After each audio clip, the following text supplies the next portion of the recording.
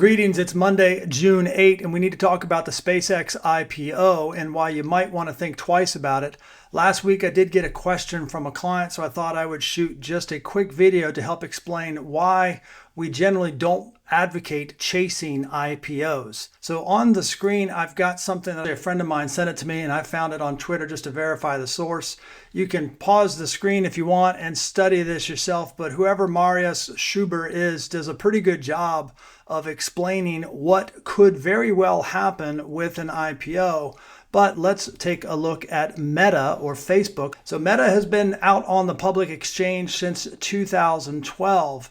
If you bought it at the open on the secondary and have held since then, have you done well? Yes, you likely have done very, very well.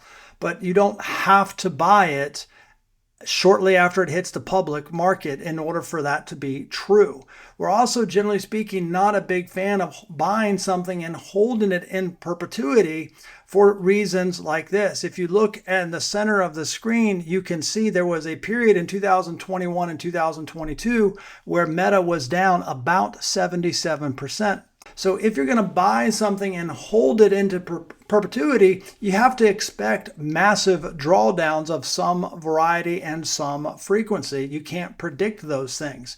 And we have to question the psychology. If you were a holder, if you owned Facebook while this was happening, how far down does that stock have to go before you start questioning whether or not holding is a good idea? That is generally the idea here, is you need to think about the drawdown, the risk, not just the reward. You have to think about the risk. And that is why I frequently talk about guardrails and growth. It's not growth and then guardrails. It's guardrails and then growth. You've got to put the guardrail around your money, around your wealth. Put that around there first, and then you can seek to grow it with wisdom, with intentionality. Don't just seek to growth with no regard to risk. You've got to have the guardrail and then the growth. So let's rewind the videotape and look at the Meta IPO. It went public in 2012, May of 2012. And if you look on the left-hand side of the screen, the top of that green candle is where it went public. That's how you read these candles. If it's full body like that, it opened here and it traded and it closed down here. But what you should notice is it opened the day here and it traded up. That's what that wick means. And then by the end of the day, it closed near the bottom of the day. A very, very volatile first day of trading for Meta. Then what happened? Well, you can see a massive distribution. Over the course of several months, Meta was down almost 60%. But that's not the real story. How long did it take before Meta was back to break even, back to that initial offering price? It took about 15 months.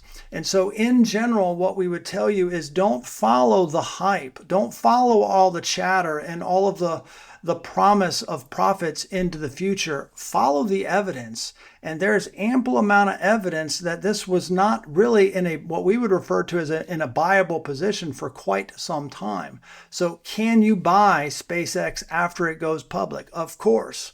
We would just caution you and anybody to not to buy it just because of the hype. And if you want to go buy it and hold it through some of these extreme downdrafts, knock yourself out. But as for me and the wealth that we manage, we are not going to follow the hype. We're going to follow the evidence and let the evidence lead us to where we should allocate capital, because it's guardrails and then growth.